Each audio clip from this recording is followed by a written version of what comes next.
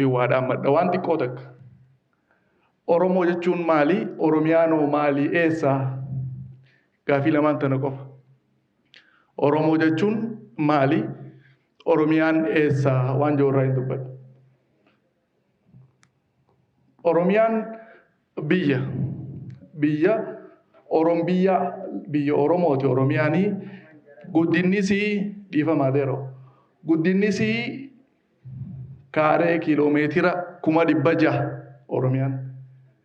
Oromiyaan guddinaan Faransaay, Xaaliyaan, Switzerlaandii fi Beeljiyeem yoo walitti ida'an Oromiyaa hin gahan.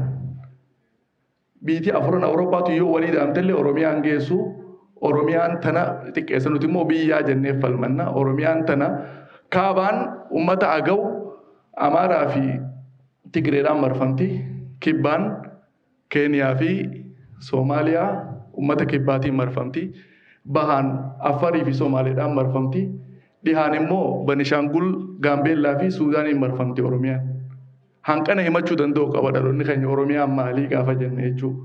Oromoon maalii gaafa jenne immoo Oromoo